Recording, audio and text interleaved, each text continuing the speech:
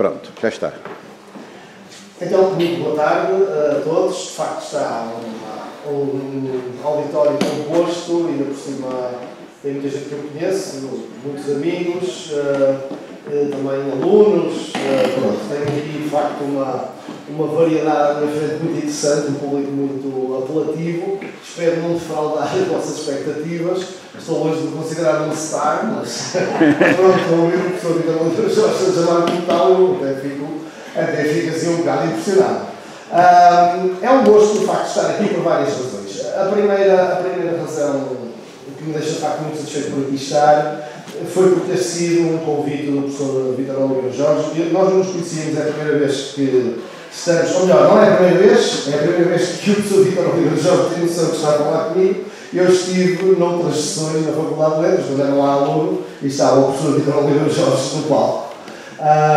Por isso eu sou geógrafo, não sou arqueólogo, digamos, não tenho a formação do professor Vitor Oliveira Jorge, mas para mim sempre foi uma referência e por isso, desde logo, um gosto muito grande em estar aqui. E agradeço imenso o convite que me foi feito e estou seguro que o professor Alberto Fernandes dirá o mesmo. Depois, pela sociedade que está aqui em causa, não é? Uma sociedade centenária, eu senti-me sempre muito próximo da antropologia, apesar de ser geógrafo, e portanto, senti-me também muito honrado pelo convite que me foi feito. E em terceiro lugar, porque é neste local, não é? Porque não é um local qualquer, é o Museu Soares dos Reis, é um edifício do final do século XVIII, é um edifício que, de certa forma, tal como as ilhas, ajuda a explicar Porto. E isso é interessante. Eu não gosto de olhar para as ilhas como se fossem objetos fragmentados no território. Elas fazem parte, são no fundo células de um corpo largo e esta é outra célula, como há muitas outras que constituem o que é a cidade do Porto, e eu espero trazer um pouco essa leitura que não se confina ao corredor da ilha. É mais ou menos um clichê quando se fala sobre o Porto, quando se tenta fazer um enquadramento histórico, geográfico, territorial do Porto, usarmos esta planta. E é um clichê porque ela é a primeira planta que foi publicada que mostra o Porto, vamos dizer assim, no seu perímetro largo. Ela foi publicada em 1813 em Londres por um homem chamado George Ball, pelo menos por iniciativa de um homem chamado George Ball, e ela mostra-nos o Porto no final de um período de enorme transformação. Em 1813 o Porto tinha crescido muito, sobretudo em 1750 e o princípio do século XIX, muito alimentado pelo dinheiro dos negócios que se faziam na cidade, em particular o negócio ligado ao vinho, que vinha do Douro, e isso permitiu financiar, vamos dizer assim, um conjunto de obras que transformaram muito a cidade do Porto. E, portanto, esta planta que aqui está mostra-nos um Porto já no final de um grande desenvolvimento, um período de grande desenvolvimento. Mas é curioso que se nós olharmos para esta planta e se nós tentarmos perceber quais são os limites desta planta, nós verificamos que ela é ainda muito contida em relação ao Porto que nós todos conhecemos. Reparem que nós, ao ocidente, terminava grosso modo onde estão os jardins do Palácio de Cristal, a norte a cidade terminava onde estava a Igreja da Lapa, e a oriente, que é o que nos interessa particularmente hoje, porque vamos tratar de uma rua na parte oriental da cidade do Porto, a cidade terminava, grosso modo, onde está o campo 24 de agosto. O que significa que o Porto cresceu mais nos últimos 200 anos do que tinha crescido até 1813. O que também já demonstra, de facto, a explosão urbana que se deu nos últimos 200 anos. Mas, portanto, olhando para aqui, nós percebemos que é uma cidade ainda bastante contida. Reparem que mesmo que no perímetro da cidade de então há ainda muitas bolsas vazias, muitos terrenos que ainda não estão urbanizados. Eu chamo a nossa atenção para o lado oriental da cidade, que é aquele que vai prender mais a nossa atenção, onde temos várias áreas que não estão urbanizadas. Reparem, por exemplo, nesta enorme quinta que aqui está. A Quinta do Fragoeiro, ali junto à Praça da Batalha. Ou, por exemplo, aqui ao lado, a Quinta da Fraga, uma quinta que tinha pertencido aos jesuítas. Ou, por exemplo, mais a norte, a Quinta dos Congregados. Portanto, há um conjunto de espaços que tem alguma escala, tem alguma dimensão e que, de facto, apesar do grande desenvolvimento urbano do Porto na segunda metade do século XVIII, ainda estavam por urbanizar. Ora, ao longo do século XIX, o Porto vai se transformar muito. De facto, o século XIX é um período marcante da transformação do Porto. O Porto vai crescer muito, sobretudo depois do centro do Porto. Há um primeiro período em que o Porto terá um crescimento relativamente lento, sobretudo entre a publicação daquela planta e o início dos anos 40 do século XIX.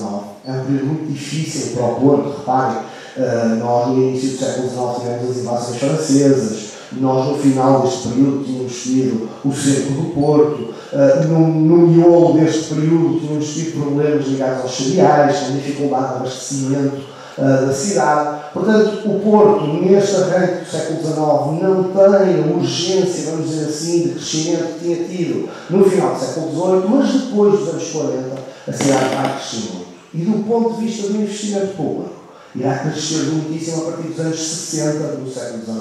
É isso que nós estamos a ver aqui. Estamos a ver, no fundo, uma fotografia tirada da margem sul do Douro, do lado de Gaia, e estamos a ver a cidade a transformar-se rapidamente. Reparem, por exemplo, na alfândega que é embaixo do Douro, que ainda está em construção. Esta fotografia será provavelmente de 1869. E, portanto, reparem, está a alfândega a ser construída.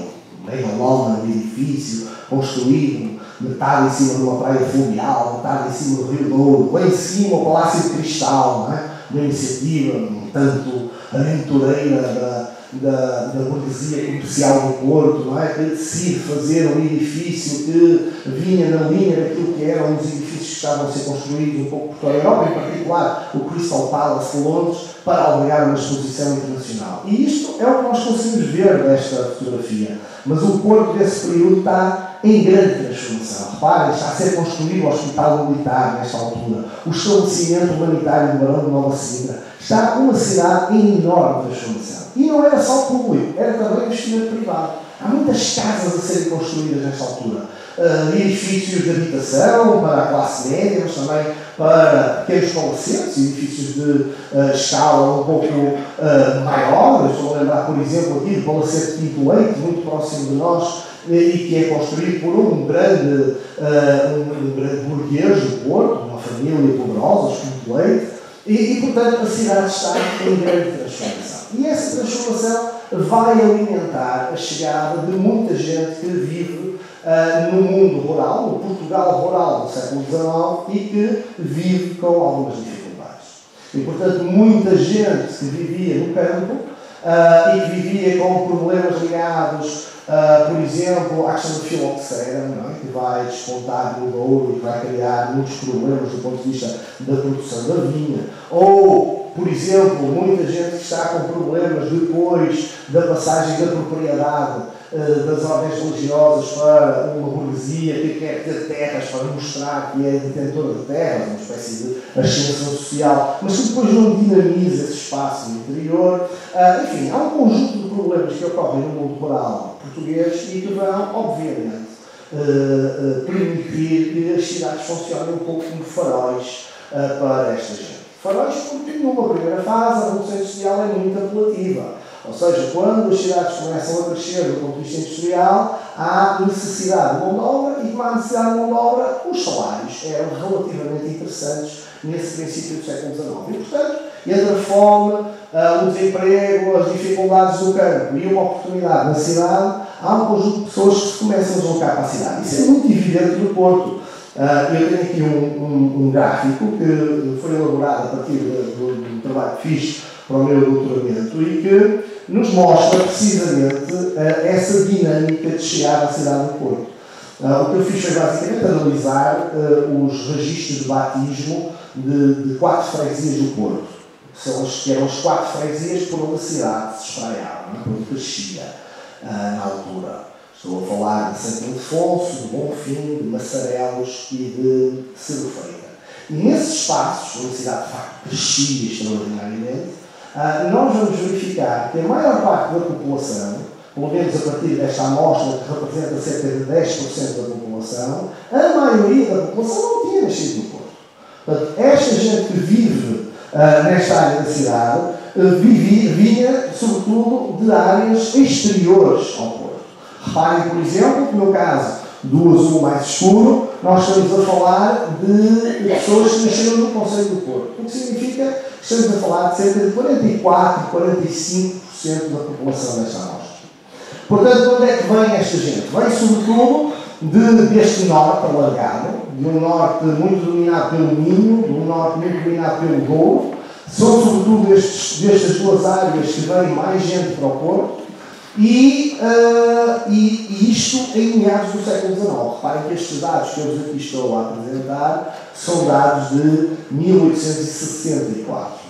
O que significa que, de facto, já em meados do século XIX, ainda antes da chegada do comboio à cidade do Porto, o volume de gente que chegava à cidade era, de facto, muito significativo.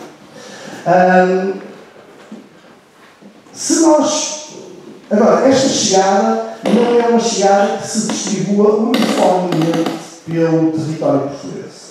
Ou seja, quando esta gente chegava à cidade, ela tinha tendência a organizar-se através de determinados critérios. Um dos critérios, por exemplo, era a fábrica onde trabalhava. Eu chego à cidade, vou trabalhar numa fábrica, porque alguém me arranjou algum emprego, porque eu tentei arranjar um emprego e consegui naquele lugar, seja o que for, e eu encontrei uma fábrica, encontrei um local de trabalho e é aí que eu vou ficar. E muitas vezes é ali que se começam a tecer as amizades, as proximidades, a relação social. E é através, muitas vezes, dessa relação social que se vão arranjando lugares para a habitação. Noutros casos, a chegada desta gente faz através da ligação que se tem com a terra de origem. Eu vim para o Porto porque a tia da minha vizinha já tinha aqui um lugar e, portanto, ela, quando foi lá visitar a minha aldeia, ela disse que havia aqui uma oportunidade numa fábrica. E, portanto, quando eu arranjo depois aqui um lugar para habitar, a minha escolha depende muito de onde estão aqueles com quem eu me relaciono, aqueles que eu reconheço. Nós vamos ver que, no caso das ilhas, isso é especialmente importante. Mas, portanto, olhando para o lado oriental da cidade, e nós, a minha proposta é olharmos primeiro para esta planta, que é uma planta, na verdade, ainda anterior a 1813, é uma planta de 1798, e que nos mostra que a área oriental da cidade, portanto, aquilo que seria o extremo oriente, não é? Uma brincadeira geográfica com este termo, mas o extremo oriente do Porto era muito marcado pela tal presença de terrenos ainda por urbanizar. Nós estamos a olhar aqui para a área que na altura era conhecida como o Arrabalde de São Lázaro. É interessante esta designação, não é? Hoje para nós é estranho pensar em São Lázaro como um arrabalde.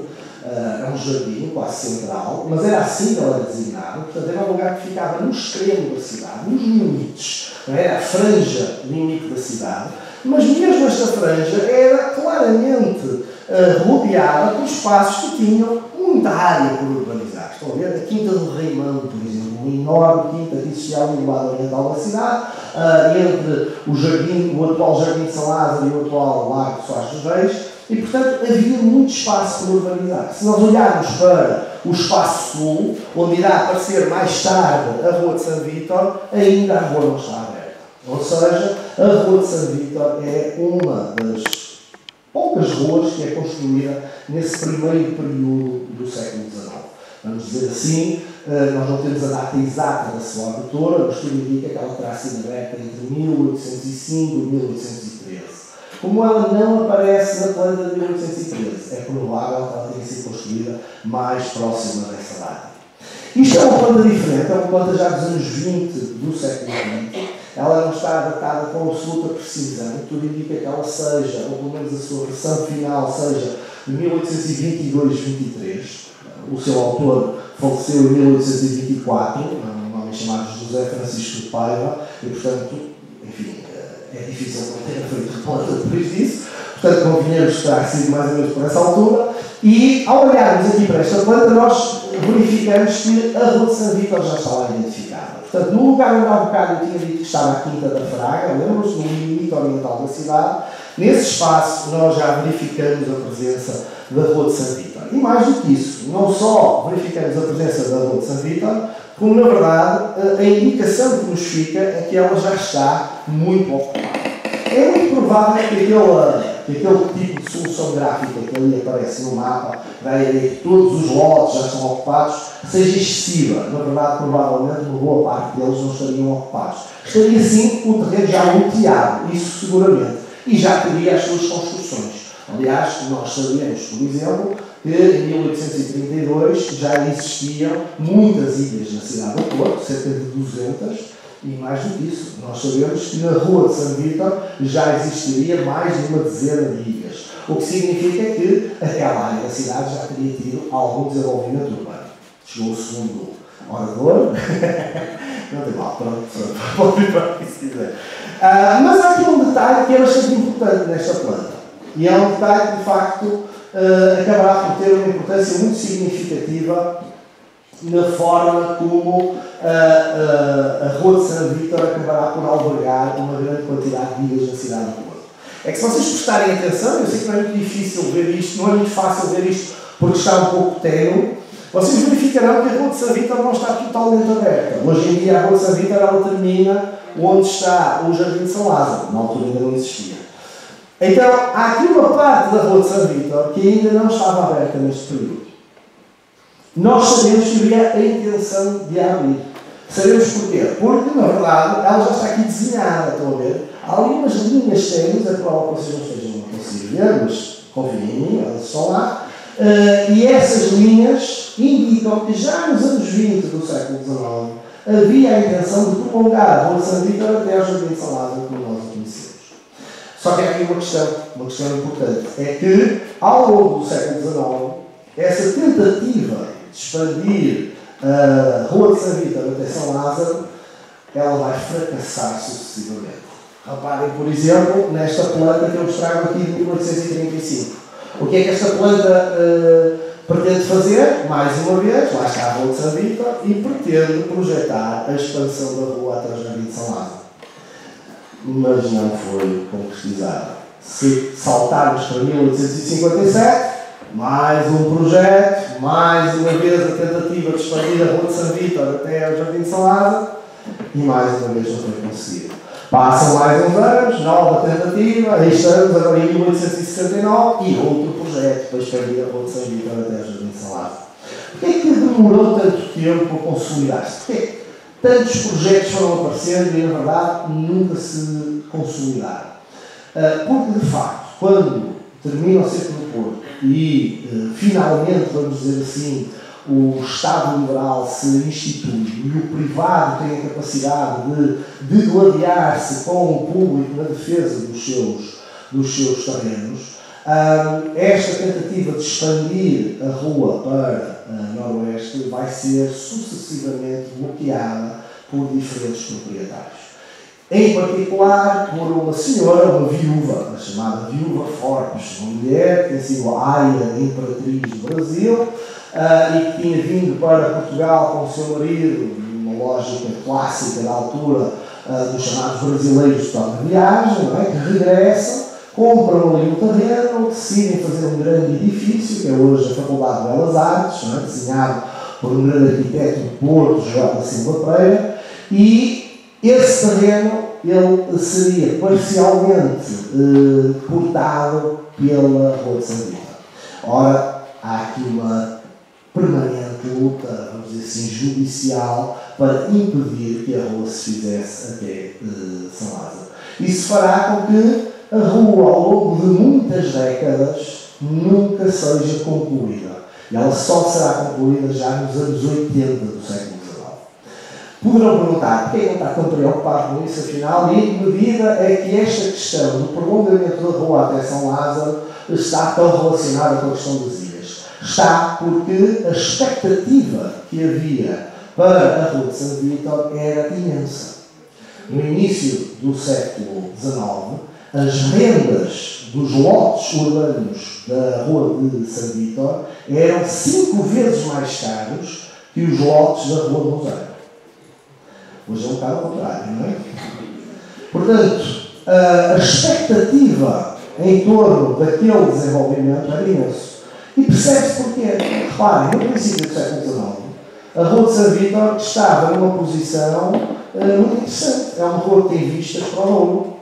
é uma rua que ficava rodeada de um conjunto de quintas que pertenciam a uma certa aristocracia ou alta burguesia do Porto.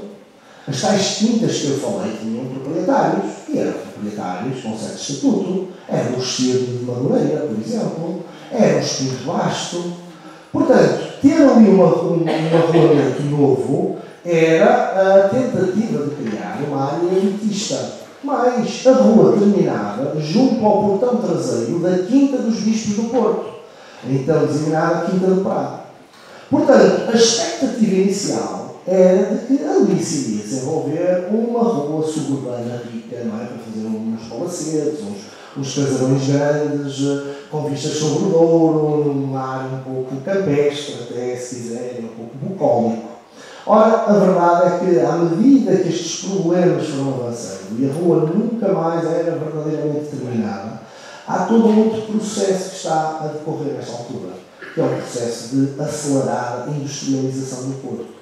E essa industrialização do Porto vai ocorrer numa espécie de área que envolve a cidade do Porto, mas com especial incidência na área do Bonfim, ou seja, junto à Rua de São Vítor.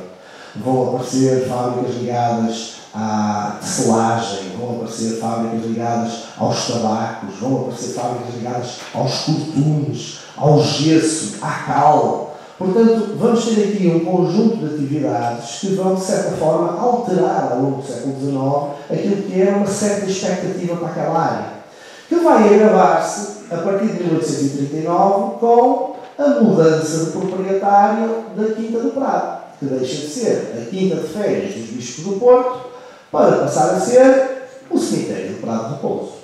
Convenhamos que é uma vizinhança diferente. Não é? E, portanto, obviamente, do ponto de vista da expectativa para aquele lugar, há uma alteração muito significativa. E, portanto, o que é que nós vamos assistir? Paulatinamente, a propriedade vai se alterando. Vamos passando de uma propriedade que tem um objetivo claramente de classe média alta e que vai lentamente passando a propriedade para a classe média, média baixa ou média remediada, vamos dizer assim. E serão estas pessoas, serão pessoas que não são os grandes industriais ou os grandes comerciantes do Porto, não é a alta burguesia que vai desenvolver as ilhas naquela rua.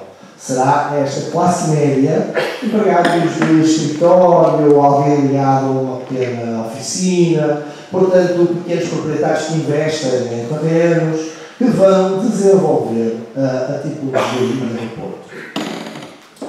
Ora, este processo vai originar, obviamente, diferenças muito significativas também do ponto de vista morfológico.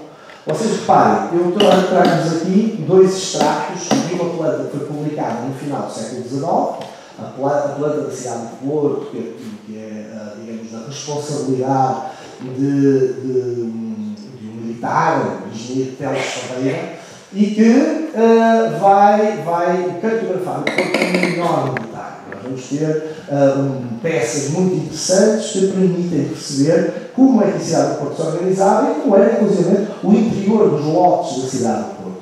E reparem, isto permite-nos, por exemplo, fazer brincadeiras como esta que eu faço aqui. Comparar aquilo que era a morfologia urbana do Porto, vamos dizer assim, desse Porto de São Vítor, desse Porto oriental de São Vítor, que é muito marcado pela presença de edifícios ao longo da rua, mas que depois têm longos lotes compridos, todos cheios de casinhas lá dentro, estão a ver? As casinhas todas que se vão multiplicando por aqui fora, por oposição ao que acontece, por exemplo, na Rua de Segunda-feira. Estamos todos de acordo, é uma rua mais elegante, mais glamourosa, e que se nós olharmos para exatamente a mesma data, o interior dos lotes de Segunda-feira não estão cheios de casinhas, estão cheios de jardins românticos, com nenúfas, palmeiras, araucárias, uns laguinhos, uns mirantes lá no meio, uns laguinhos de luxo. Portanto, tudo muito cuidado, muitas vezes desenhados por um grande jardineiro chamado Emílio David, que tinha vindo para cá para fazer os jardins do Palácio de Cristal, e que vão criando, vamos dizer assim, isto vai permitindo o desenvolvimento quase de duas cidades diferentes dentro do Porto.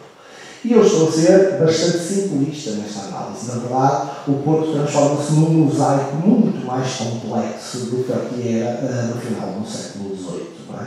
A leitura da cidade, a interpretação das suas diferentes formas e da forma diferente como ela era ocupada é cada vez mais complexa. Isso é muito notório quando comparamos estes dois extratos da planta de 1892.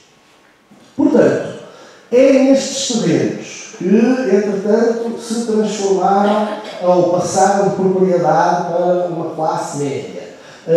Terrenos que ficam em áreas próximas a espaços industriais que estão em desenvolvimento, ou estão, em alguns casos, já em elaboração. A parte oriental do Porto até já tinha uma certa tradição de produzir, de ter pequenas oficinas ligadas à tecelagem. Isso é muito notório no princípio do século XIX, os primeiros inquéritos industriais, já há essa indicação. Não tem a escala dos edifícios que vão ter no final do século XIX, mas tem, de facto, já alguma presença. E por isso, nós podemos perguntar, mas então, é ao longo do século XIX que aparecem as ilhas? É nesse período que aparecem as ilhas na cidade do Porto? A resposta é não. Não é nesse período. É nesse período que elas se multiplicam. Que o fenómeno se torna extraordinariamente grande no Porto. Porque nós temos referências anteriores ao século XIX à presença de ilhas. Por exemplo, em 1789, há um padre chamado Agostinho Rebelo da Costa, que vai escrever uma obra chamada Descrição Histórica e Topográfica da cidade do Porto. Ela é publicada em 1789. E nessa obra ele faz já referência à presença de ilhas. Até trouxe aqui a citação, casas que têm famílias diferentes e que, pela sua dilatada extensão, se chamam de ilhas. Portanto, a ilha já existia enquanto conceito antes do século XIX.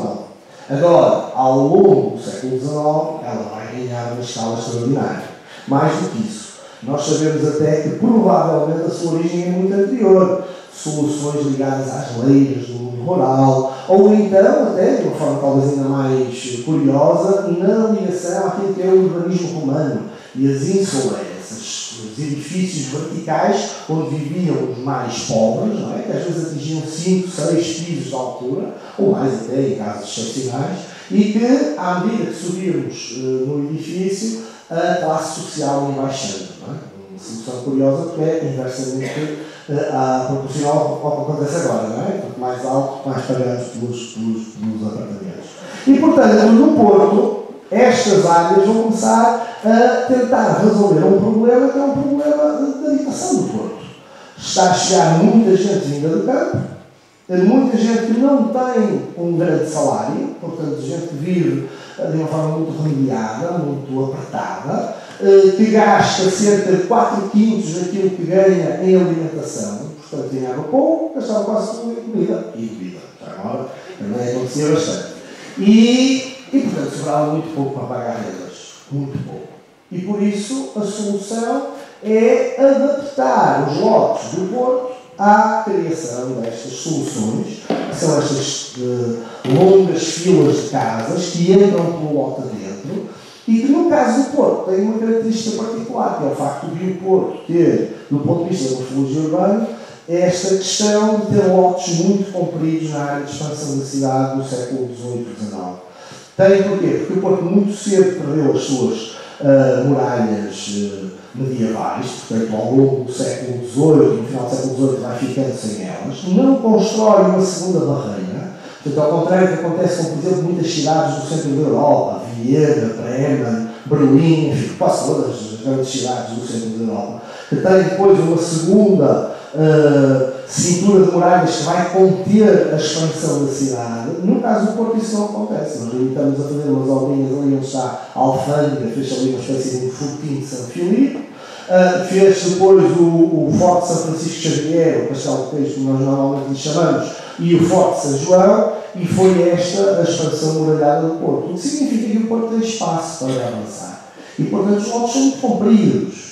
Há lotes no Porto com 70, 80, 90 metros de profundidade. E, portanto, há espaço para fazer coisas destas.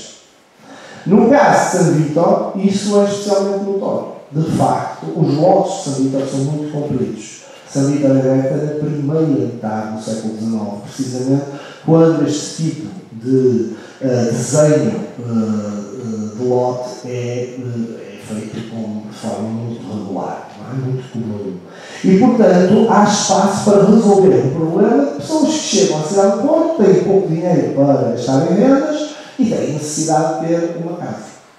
É por isso que uma solução antiga, eventualmente, da cidade, é uma solução eventualmente inspirada pelos ingleses, que tem soluções um pouco parecidas a ocorrerem em Leeds, em Liverpool, em Manchester, chamadas back-to-back houses, que parecem ter algumas semelhanças com o caso do Porto.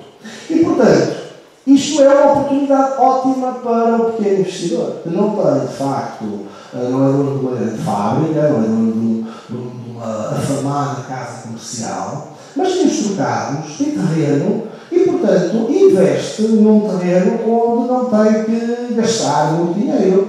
As casas têm apenas uma parede individual, as outras são todas partilhadas, é um muro de mediação com a propriedade vizinha ou a parede lateral com a outra casa. São casas que não têm que respeitar nenhum tipo de legislação. As posturas municipais diziam que tudo o que fosse construído dentro do lote e não fosse visto da rua não sofria represálias por parte da supervisão, o que significa que basicamente se podia fazer quase tudo o que se queria. Não era preciso gastar dinheiro em saneamento ou em esgotos e, portanto, o que acontecia era que a solução era fácil, era rápida e havia procura. E, portanto, é nestas circunstâncias que, de facto, a cidade vai, ou pelo menos a Rua de São Vítor, vai ver multiplicar esta solução. É uma área que, como eu disse, está muito próxima ao desenvolvimento industrial do Porto, uma área de grande desenvolvimento industrial do Porto de meados do século XIX. Isto que nós estamos a ver é o campo 24 de agosto. A fotografia é difícil hoje de identificarmos o lugar, mas nós estamos a ver nas traseiras do fotógrafo, portanto, atrás do fotógrafo está uma fábrica de tabaco, onde agora existe o Continente, não é? Portanto, o novo Continente que lá está agora, não é? E nós estamos a ver para norte, onde aparecem um conjunto de chaminés que pertenciam à Companhia de Fiação Portuense. Só a Companhia de Fiação Portuense, em 1890, alberga mais de 300 trabalhadores. A fábrica de tabacos, onde está hoje o Continente, tinha perto de 1000 trabalhadores. Portanto, tem muita gente. E por isso não é surpreendente, por exemplo, quando analisamos os moradores das ilhas, que aparece muita gente ligada aos tabacos, muitos manipuladores de tabacos, não é? Muitas cigarreiras, muita gente ligada à fiação, à tecelagem, não é? Muitos tecelões aparecem como moradores das ilhas. E, portanto, este processo é um processo que, digamos, se vai alimentando. A fábrica precisa de trabalhadores, os trabalhadores precisam de habitação, a habitação surge perto da fábrica, porque o número de horas de trabalho é de 12, 13 horas por dia, e, portanto, obviamente que não sobra nem dinheiro para transportes públicos, nem tempo para fazer grandes viagens dentro da cidade para ir para casa, não é? Portanto, eu tenho que evitar próximo da fábrica. É este o princípio básico. Em situações, por vezes, muito difíceis, na casa, mas na fábrica também. A fábrica é um lugar extraordinariamente difícil. Os chapeleiros do Porto tinham uma esperança média de vida que rondava aos 40 anos. E eles sabiam disso. Até uma piada que eu costumo contar, um bocado negro, digo já. Mas é uma piada que se costuma contar quando falo sobre isto a alguém, que é, há um texto de um escritor do século XIX chamado Gomes de Amorim, que diz os chapeleiros do Porto duram pouco, mas os chapéus são bons, duram muito. Não é? Portanto, há aqui uma forma de ver as coisas um pouco curiosa, mas isto para mostrar que, de facto, a situação dentro da fábrica era muito complexa. E quando eu falo de chapeleiros, imaginem o que era trabalhar nos cortumes do Porto, não é? Muito difícil. As descrições do inquérito industrial de 1881